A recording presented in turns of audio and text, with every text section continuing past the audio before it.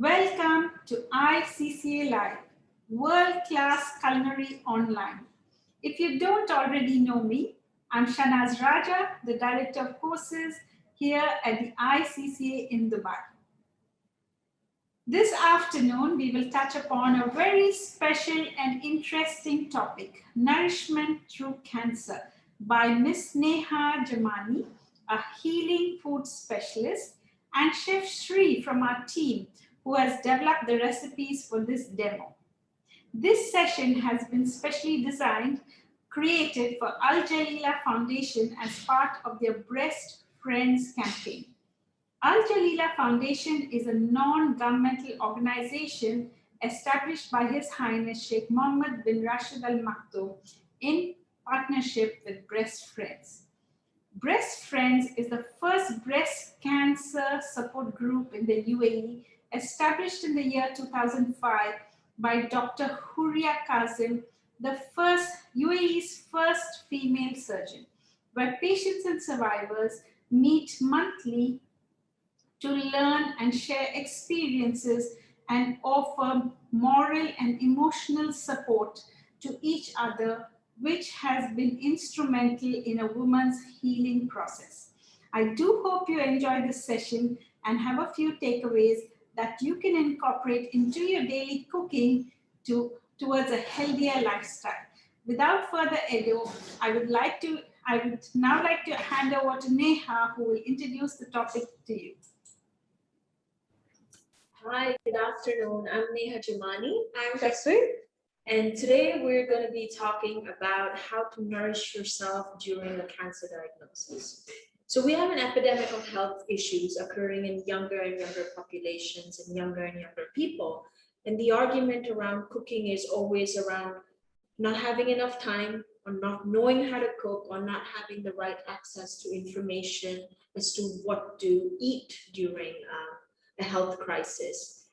So along with Chef Shri, we're here to demystify the process of cooking and go over some ingredients that are health supportive, just for overall health and wellness as well. And we will also be focusing on cancer.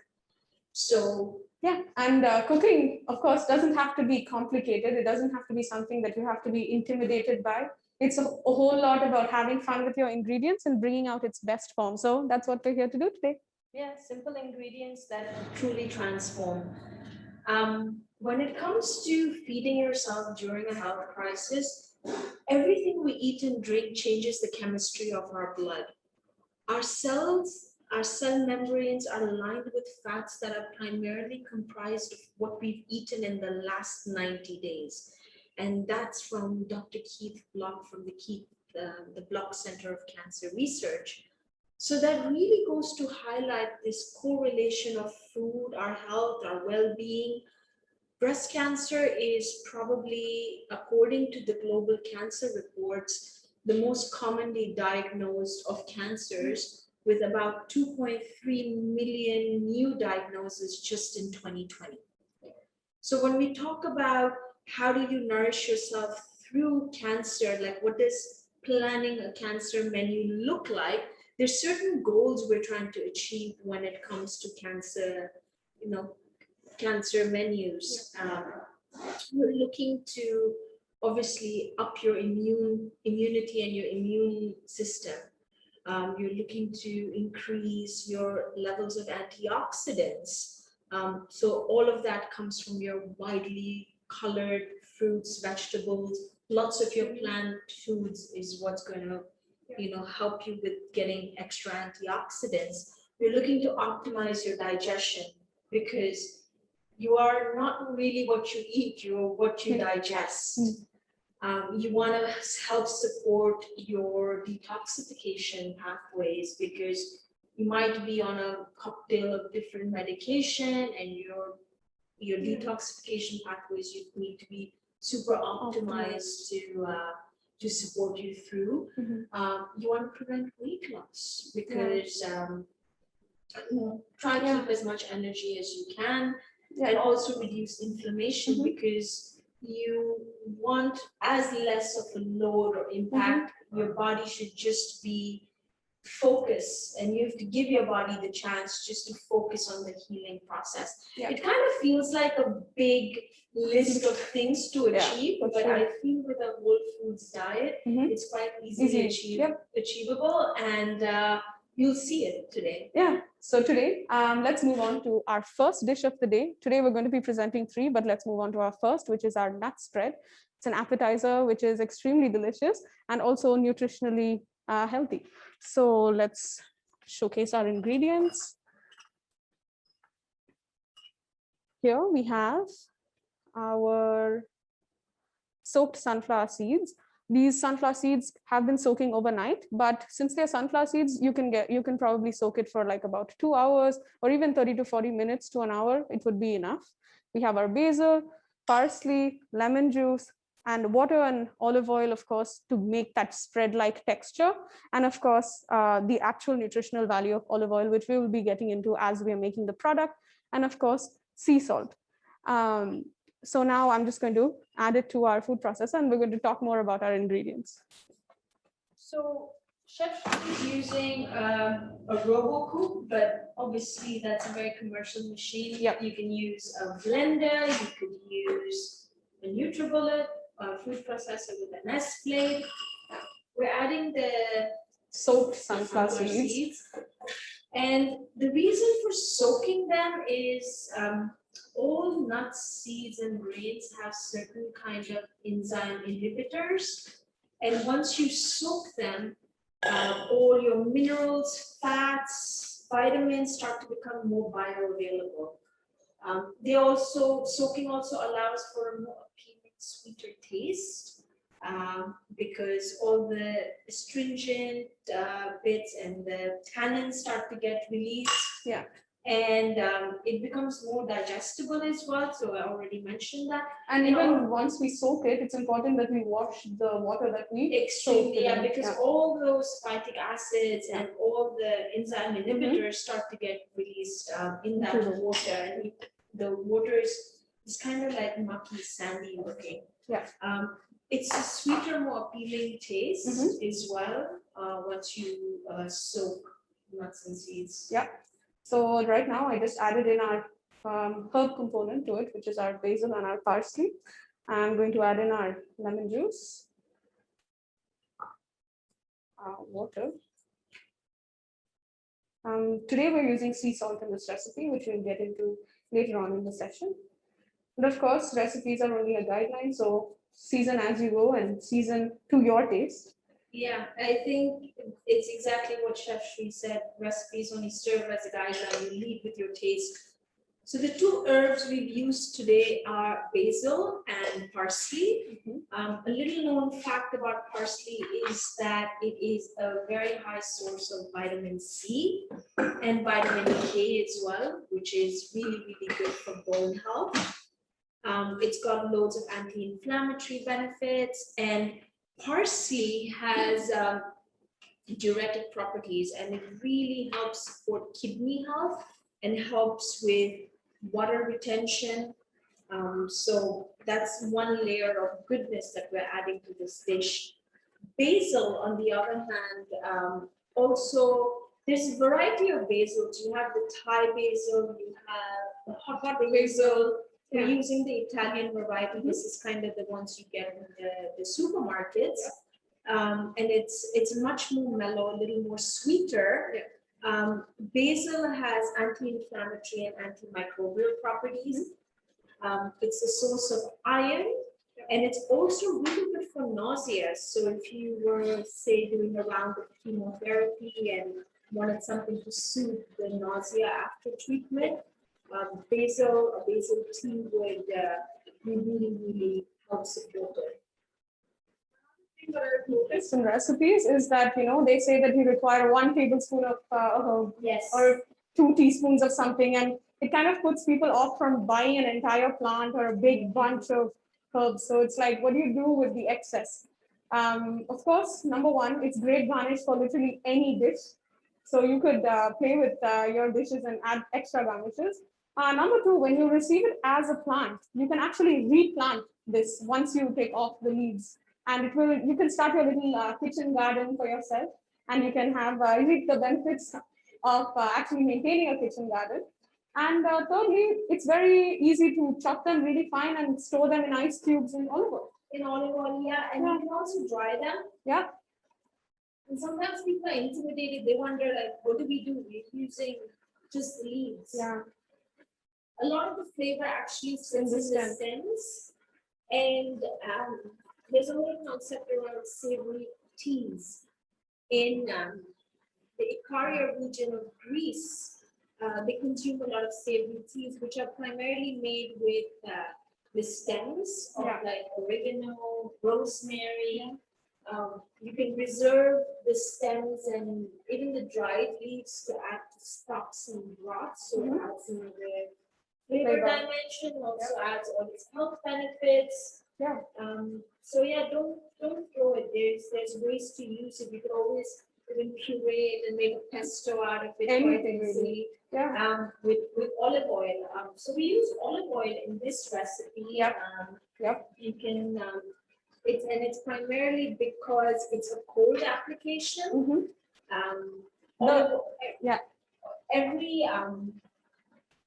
Every dish and every cooking technique requires a different type of oil because it depends on the heat exposure that's come through. In this one, because it's cold, we're not using it. There's always this understanding of like, why does olive oil cost how much it does? Because it can vary from like supermarket grade to some really superior styles of olive oil. So when it comes to selecting olive oils, you're looking to pick up something in a dark bottle. We always check what is the production or pressing date of the oil rather than the expiry date. And we have a lot of olive oils within the region itself, so you can definitely go for something local. You have Syria, Jordan, Tunisia. Morocco is probably the third largest producer of olive oil, so you don't need to go too far, but olive oil has all those medicinal benefits, so it is something that you should be kind of spending money on and trying to know where the source is from. And something else about olive oil is that everyone immediately labels it as, okay, olive oil means healthy.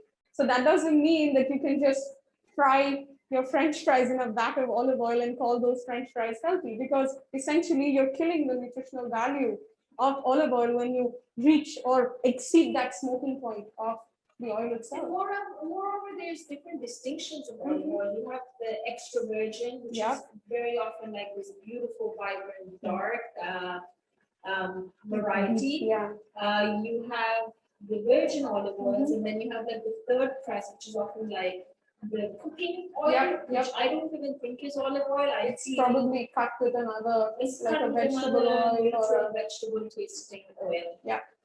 So that's about our olive oil. So we're going to show you how our spread looks. I think you blend it for about 2 to 3 minutes. So our spread looks something like that. I don't know. So here, if you find it a little chunky, you can always increase the liquid component. If you want to increase like the body of the spread itself, you can add an extra bit of olive oil. Well, it depends on what your diet goals are, right? So if you're looking for a little more nutrient density, we can add olive oil. If you were looking just to loosen it up, you can add a little bit of water, but this is a lovely consistency. So let's just plate that up. So we'll just plate it up. So there's 2 fun ways of plating it up. You can serve it with crackers, just crackers. Or you can serve it in a fun way with some veggie sticks in just some glasses. So I have some of the spread pre-prepared so that I can just pipe it in. Cleaner, quicker, less messy.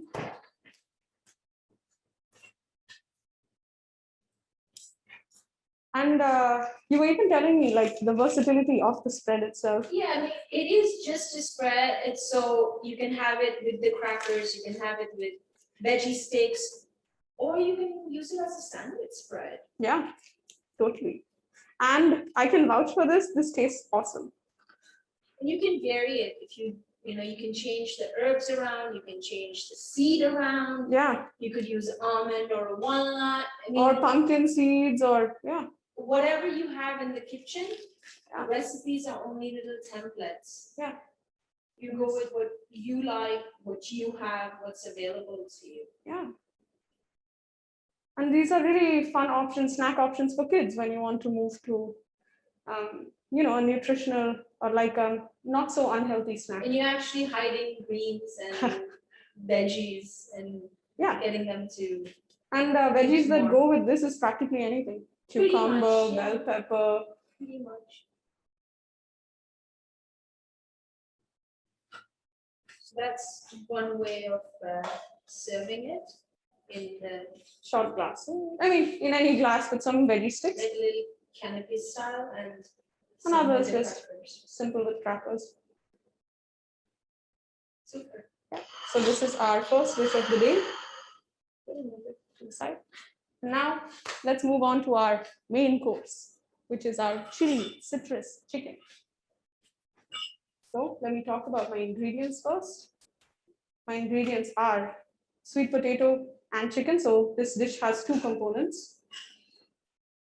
Yeah, okay. So I have my chicken leg with the skin on, but no bone.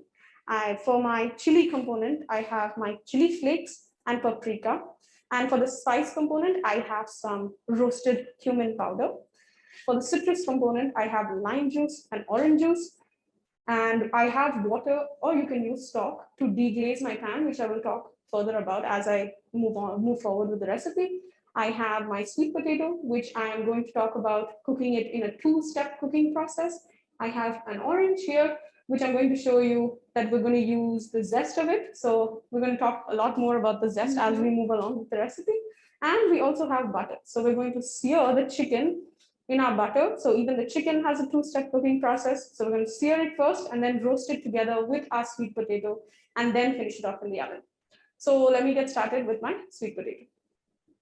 So sweet potato, we can use this or purple sweet potatoes or. Yeah, so the reason why sweet potatoes have been incorporated into the recipe is because of one of our cancer menu goals, which is increasing antioxidants. The bright orange color, that pretty much just indicates it is a rich source of antioxidants. Mm-hmm. The other reason for the sweet potatoes is the prebiotic fibers that are in the potatoes. Yeah.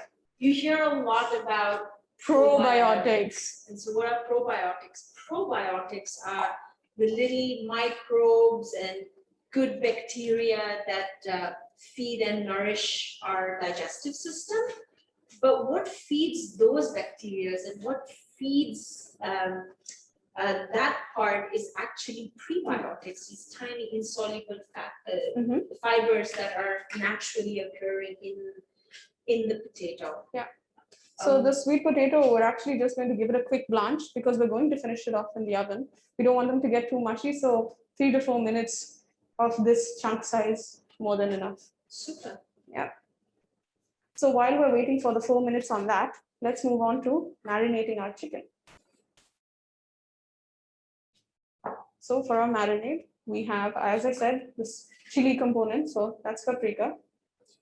I thoroughly enjoy using spices in food. I feel the spice cabinet is like a little culinary pharmacy that we have. Completely agree. If this looks like a lot of chili, you adapt it to your taste, your palate. Yeah. Your taste, your palate. We're using 2 types of chilies, both paprika and chili flakes are from the capsicum family. However, each one have a very, very different flavor profile. The chili is definitely a great flavor addition. Mm-hmm. However, it is also really good at regulating blood sugar. So again, maintaining our insulin levels, preventing additional stressors in your body and just allowing your body to heal and absorb and enjoy food rather than fighting and troubleshooting. Yeah. The paprika is a more sweeter flavor, adds a beautiful color. It also has capsaicin. Paprika, you also get the smoked variety, which is very common in Spanish food. cuisine. Yes. Yeah, like in tapas and paellas or whatever. Yeah, you got a lot of paprika on there. It brings a beautiful, vibrant color and also the health benefits. Here we have roasted cumin seed, ground up into a powder. This particular powder we have roasted and ground in-house. It's fairly easy. You just dry roast it in a pan, and it's you can just grind it in a coffee grinder or a spice grinder, or I always lean towards getting whole spices because I feel the flavor dissipates when you have the ground version. You don't know when it's ground. And it's extremely simple. You either do it in an oven or a little toaster, or you just dry toast it on a pan. Each spice takes its own time frame of how long it takes to toast. Little ones like coriander, cumin would just take a couple of minutes. Larger ones like cinnamon or star anise, you gotta wait a bit. Much longer. But what it does is it really opens up the flavor. I think the oils start to come out. Spices have been used in traditional medicine systems like Ayurveda or Chinese medicine. And really it's because of the healthful benefits that they do have. In terms of cumin, it's really, really good for liver detoxification. And again, that is one of our goals for creating cancer menus. So I'm going to add our citrus component now, which is my orange juice, my lime juice. And we're going to talk about another dimension of citrus flavor here. There's something really exciting about being able to utilize something that is, it wasn't not thought of as an ingredient in itself. Exactly, which is orange zest. And orange zest, like a lot of the medicinal oils and flavors sit in the zest. The most potent bits of the orange sit in the zest. So a good habit is to zest your citrus. Zest all your citrus, whether it's lime, grapefruit, lemon, literally anything. Pretty much anything, and you can use it right away. I mean, this whole kitchen right now has just become super fragrant. You can use it right away, or you have the option of drying it. You have the option of storing it and like mixing it with some olive oil and freezing it, just like the herbs that we had mentioned earlier. A fun thing I like to do with the zest is actually make a compound butter, where you just soften some butter and mix in your orange zest. And roll it into a log and freeze it for future use. And I think that has both the sweet and the savory use to it. It's a great addition into baking, whether you're making a bread or especially when you don't want to add the liquid component. When you want to add a citrus. And all those beautiful nuanced flavors of citrus, like the bitter taste, all of that comes in without the additional moisture. So, and the cool part about it is just a free ingredient. So I feel like, we should use it. Use as much as, I remember what he was saying about a quote about utilizing. One of my favorite chefs is Chef Douglas McMaster, and he runs a restaurant in London called Silo. And the whole premise of Silo is zero waste. And he said something that really stuck with me a few years ago. Is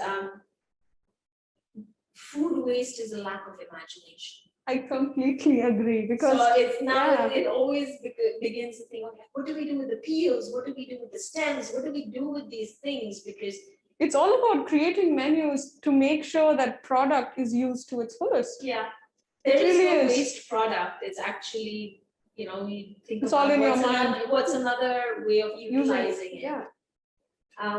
So now we will be searing our chicken in. Because these are proper professional kitchen tips and restaurant grade food, kind of, which we can recreate in our own homes. Yeah. So we're going to actually use butter. Butter usually has a very sad rep, and it has a really negative connotation in the sense that it's too fatty or it's too buttery or something like that. But of course, anything in excess is a bad thing, but anything in moderation can be a good thing. And actually, butter works really well in this application because of the high heat that it requires.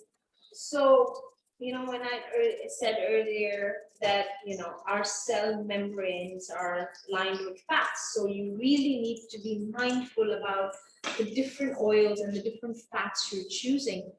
Keep an array of oils, keep and options for different applications. So for the higher heat, we're using butter. Another option is avocado oil.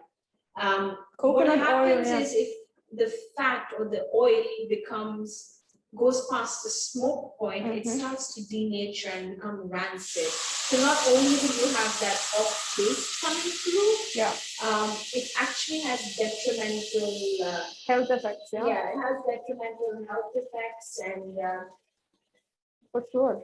I think we can do a whole webinar just on different fats and different types of fats and oils and how they should be used and how they should be stored, how do you select them, what are the different applications.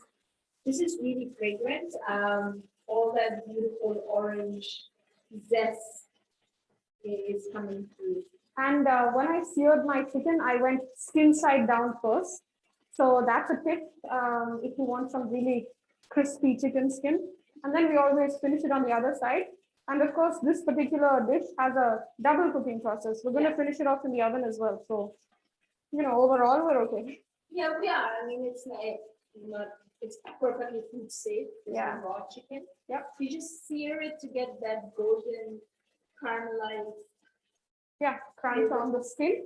And of course, there's no wastage in the kitchen. As Neha was just saying, we're going to use the marinade to coat on top of the chicken as well when we send it to the oven.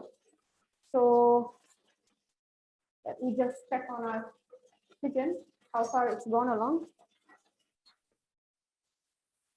I think I'd give it a little bit more. It's almost there.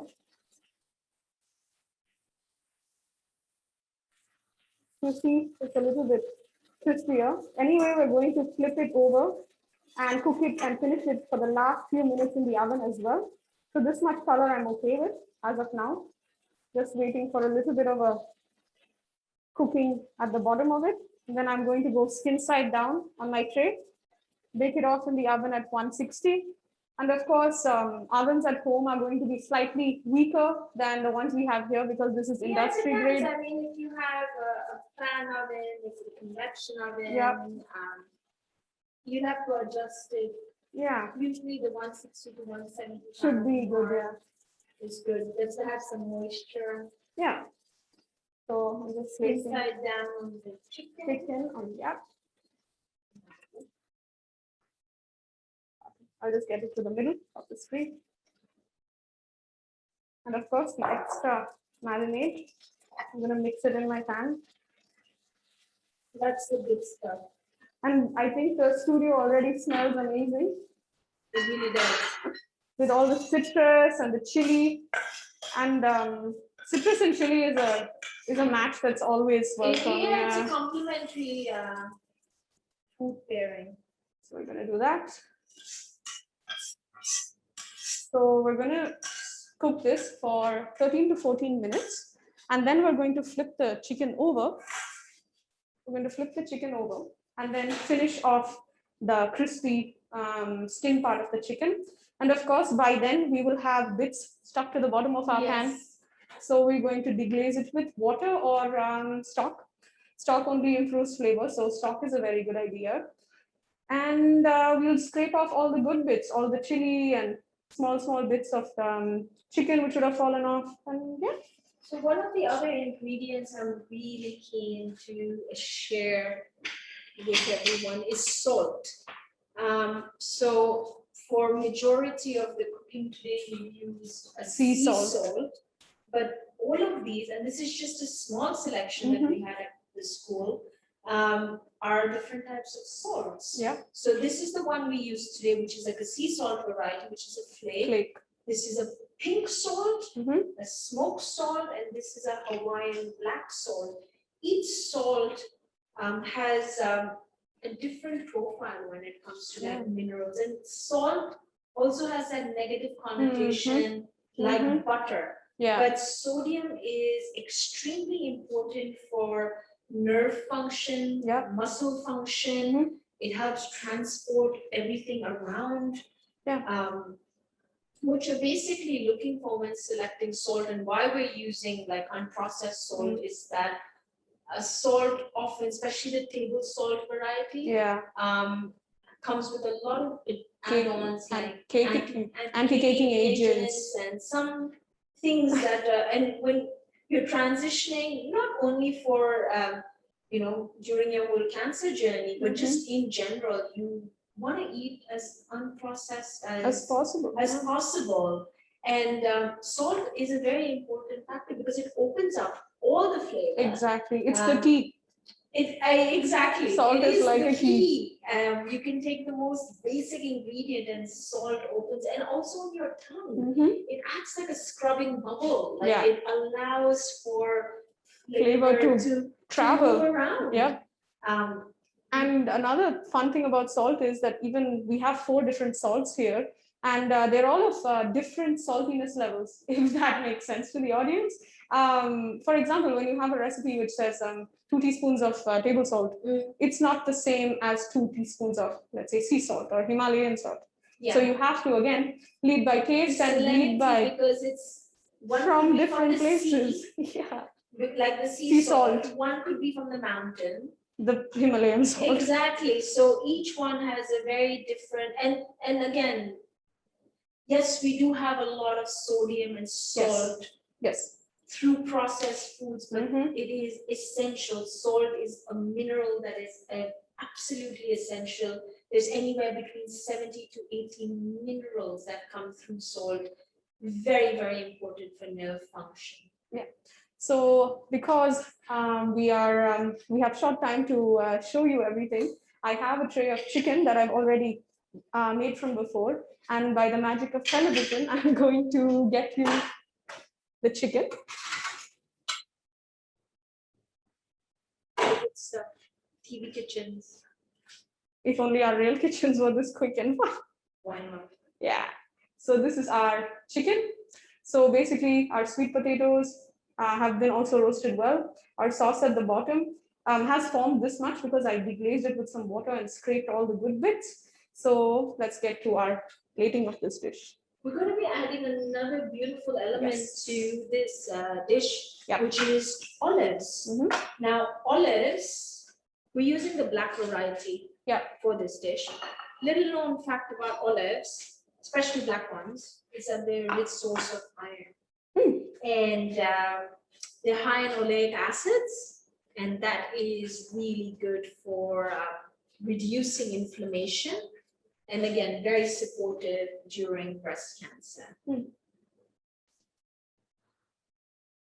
And of course, we're also adding fun ingredients like parsley. We're bringing it back to the parsley because first it gives a much required freshness to the dish. And of course, nutritional value of herbs is always welcome. Nutritional value, utilize it, adds another layer of goodness to the dish overall. When it comes to the olives, you have to be a little bit mindful going back to the salt, which is, they are also salty. And sometimes they're stored in brine. Sometimes, and it doesn't make a difference whether you use the one stored in brine or the stored ones in brine or stored in oil, you know, whichever way it is. You wouldn't need to go for any of the specialties for this particular for this particular dish. You could use pretty basic pitted olives.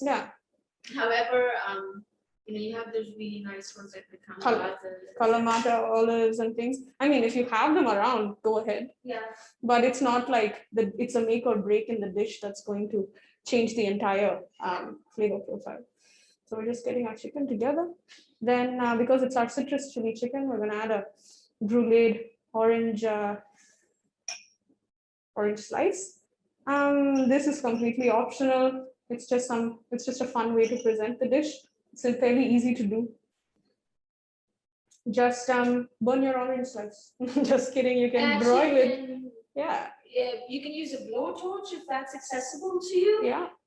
And you can eat all of that because you can consume the peel. Exactly.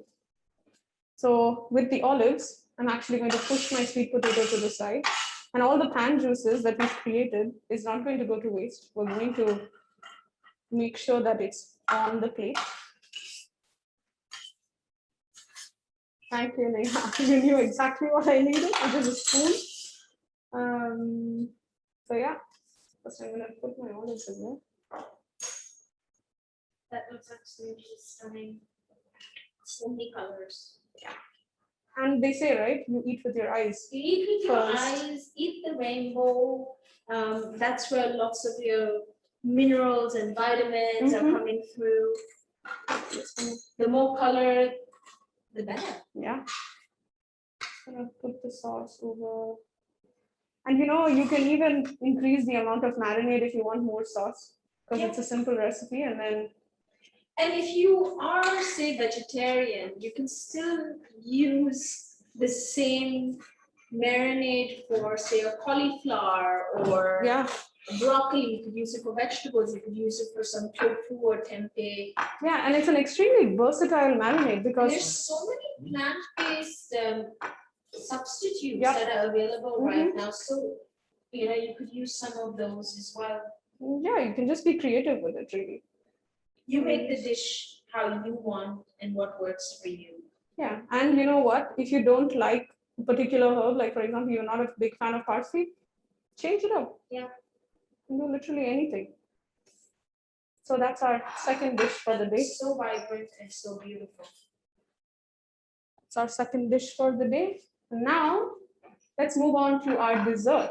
And quite not only favorite dish, it's just her favorite type of meal. Yeah. So quite frankly, I'm the most excited for this part of the webinar, which is our roasted stone fruit with honey leavening. So we're going to start off by, once again, introducing our ingredients. So what do I mean by stone fruit? I mean any fruit with a seed that's like a stone. So we have nectarines, so we can de-seed them. And I'll just have my tray. So basically what we're going to do here is we're going to roast them, and we're going to douse them in orange juice, cardamom powder, and a little bit of brown sugar.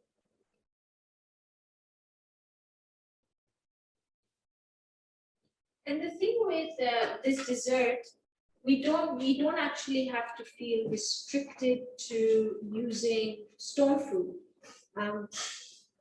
Other options could be apples, oranges. Not really oranges. I would say apples, pears, pineapple. Pineapple would be really nice. Would be tropical, really nice. And it would work great with the brown sugar and the cardamom combo. Yes. That would. I think almost any fruit can work. Just nothing with too much water.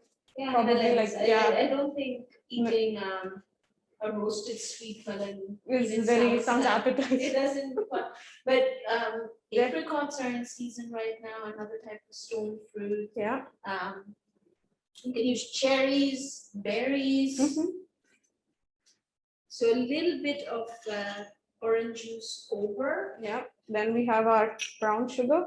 And what the brown sugar does, and we're really trying to use a little sweetener and trying to retune the palate. We don't want insulin spikes per se. Yeah, but we also don't want to deprive ourselves of anything fun. Yeah. So food should be fun. Yeah. Food is like exciting. Yeah. And it's talking to ourselves. Let's not forget that. Yeah.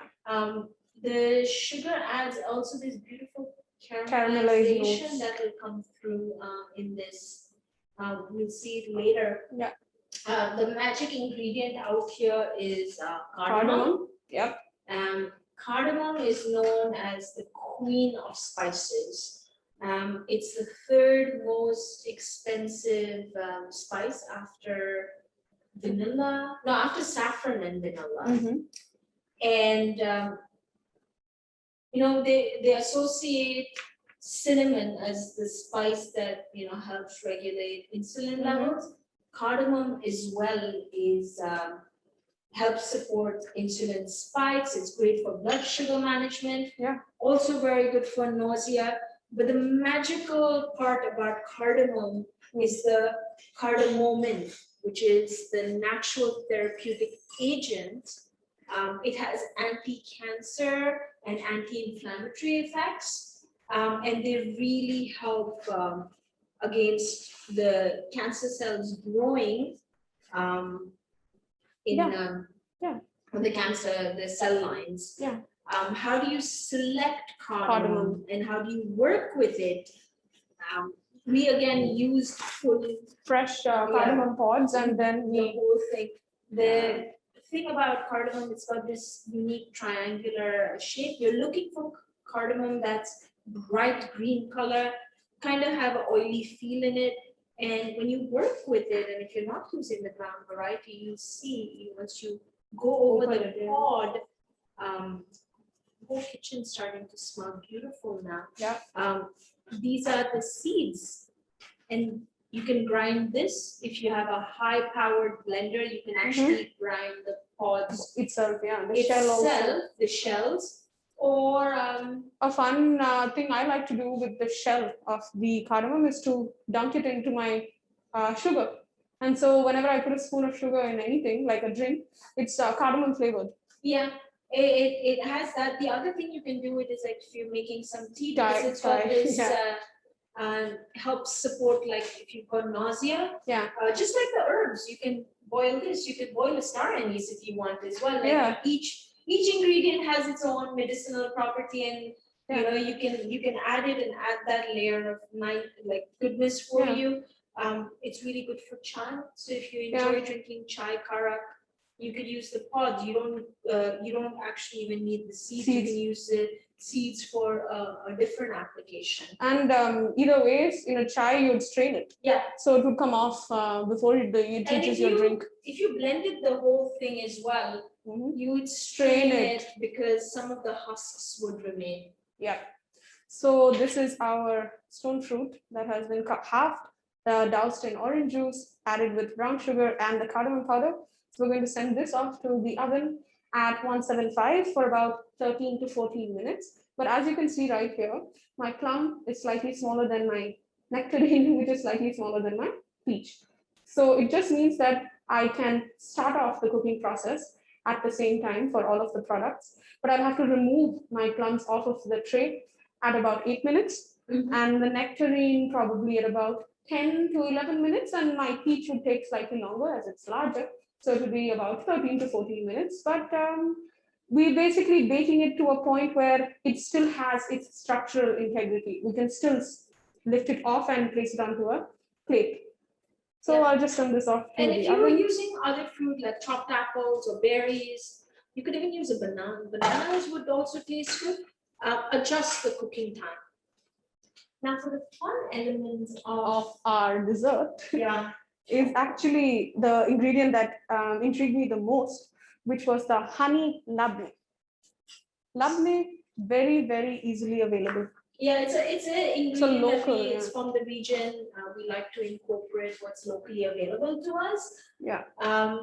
We chose labne for this recipe over like whipped cream. Yeah. Purely because of it's fermented. It's a fermented dairy, so again, it's helping that gut microbiome. Prebiotics. Exactly, Chef Shri. Yeah. And it's more easily digestible. Yeah. We're adding it's almost just like a whisper of honey that's coming through. Yeah. The fruit is naturally sweet on its own. Yeah. And we don't want to do anything too heavily sweetened. Yeah. But the nice combination of the sweetness from the honey and the sour notes from the labne complement each other well when you take your spoon I of. could see this being served over toast. Oh yeah. A cake icing. I would think it would be absolutely delicious. Great idea. And even if you don't want to use something dairy, Yeah. you could go with the. Yeah, if sometimes people are avoiding cow dairy, so you can go for a goat milk yogurt. Yeah. Maybe like strain it, hang it for half an hour, 1 hour, so it has that thicker consistency. You want to use a coconut milk cream, yogurt. yeah. Very there's good coconut idea. yogurt, and there's some really good brands right now in the market. Again, one of the key ingredients that we used here was honey. So how do you select honey?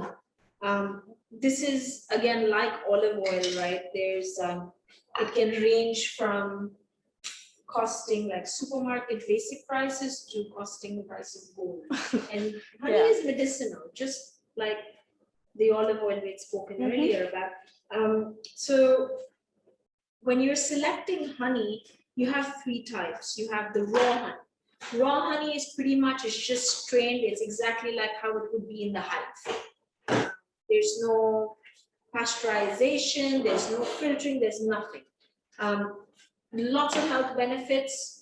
However, there is that potential food safety factor that there could be a bacteria in there.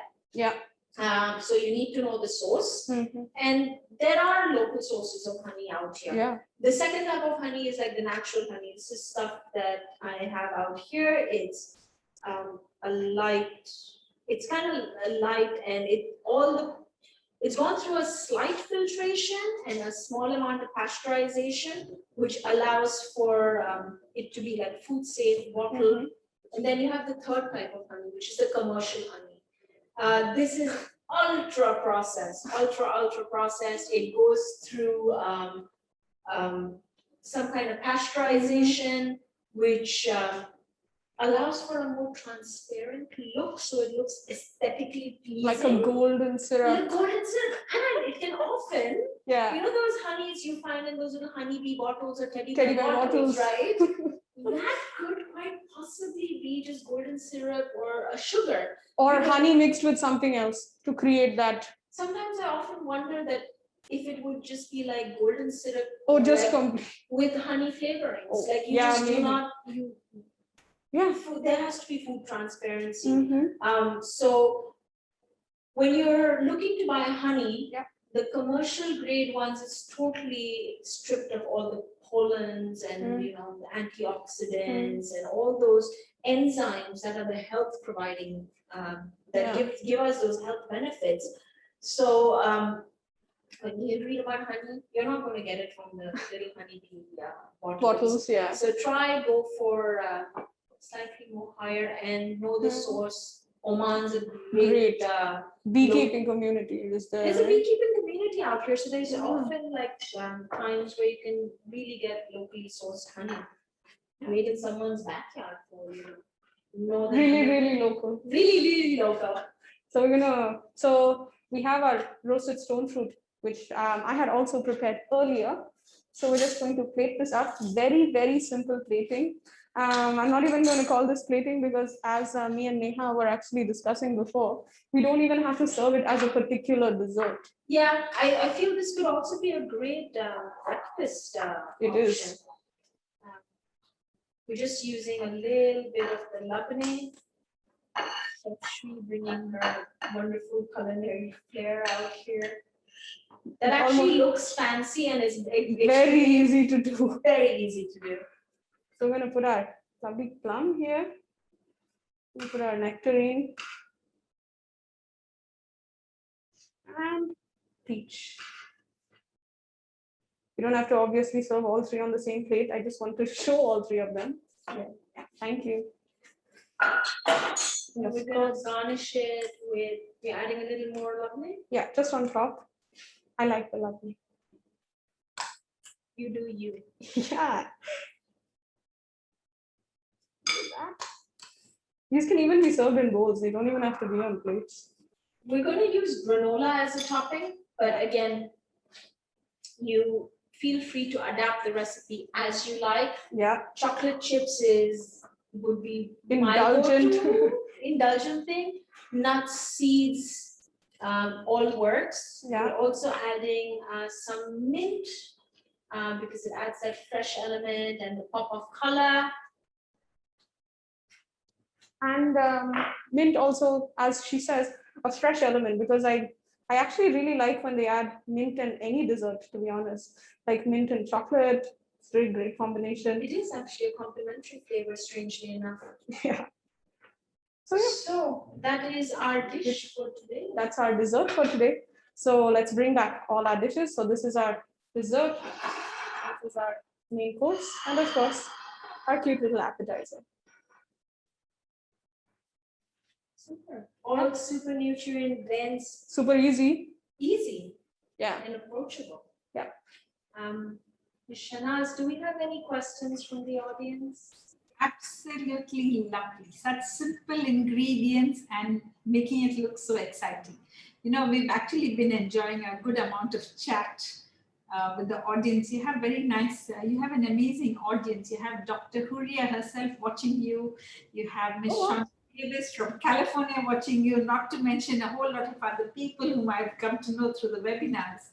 And, you know, one of the most interesting things I learned from this webinar is when, you know, I know that when you heat olive oil, the first thing you destroy is the vitamin E because it's so sensitive to light and heat.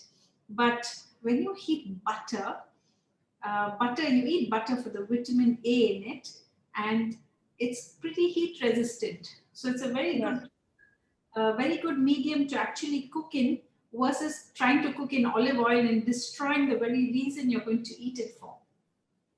Yeah, I think what they had mentioned earlier, different cooking applications require different fats. If it was much higher than this, like if you were using a high heat oven going over 400, 450 degrees, we would have used a different oil. We would have used maybe a ghee or maybe something which doesn't, avocado, correct. But we're going to be covering all of this and so much more with our new courses at ICCA. We're going to be introducing a whole Healing Foods program, and this is all going to be about a new conversation around food and introducing people to the concept of food as medicine, how to use food for health promotion, more healthful cooking techniques, how to use alternative ingredients, and we're going to have different programs focused on different conditions. So immunity is a big one out here. How do you boost your immune system through things and foods in the kitchen?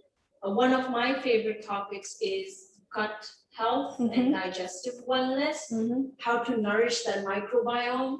We're going to be talking a lot about fermented foods. We're going to have a whole program. This was just like a teaser to a cancer supportive menu. We're going to have a whole program on nourishing yourself during cancer, what to do to mitigate the side effects of the treatments, and just how to take you on that journey to wellness, because food is that one element that you have to incorporate in your healing journey. So we're very excited about that. Feel free to contact ICCA to inquire more about the courses. And in closing, I just really want to bring it together that, you know, food is a very powerful tool for healing. Food is celebration. Enjoy it. Nurture your relationship with food. You love your food loves you back. Use lots of colors. Eat the rainbow. Each color, each ingredient has a different health-giving property. The more color there is, the more appealing it looks. We also eat with the ice first. We eat with the ice first. The more minerals and antioxidants and all the good stuff. There's the bigger range and spectrum available to us. Use recipes as guidelines. We were here to demystify cooking. Use recipes as guidelines. Feel free to adapt to what you have in the kitchen and what you like. And I'd also like to say that through this process of developing the recipes with Neha, I've had a great time in understanding nourishment in terms of food. And you realize that you don't need very complicated Ingredients, yeah. It's not some fancy superfood. It It's is not. very much easily accessible, Available, yeah. available in any grocery store. Yeah. Food should be delicious, enjoyed with people you love, Yeah. enjoyed when you're eating it, celebrate, and thank you so much for tuning in. We wish you lots and lots of good health. Thank you so much. Over to you, missionaries. Thank you, ladies. That was lovely. And no pressure, but our audience, they want the recipes from you guys and they want specific information on nutrition, all the nutrients and their relation to cancer. And like Jumana says here, cancer or no cancer, food is important. Yeah, even after the cancer. So these forward to more from both of you. And for our audience, Neha Jamani is a trained holistic chef. She spends her time studying food that sits on the intersection of science and wellness. A former restaurateur, she has created and managed Dubai's first plant-forward restaurant.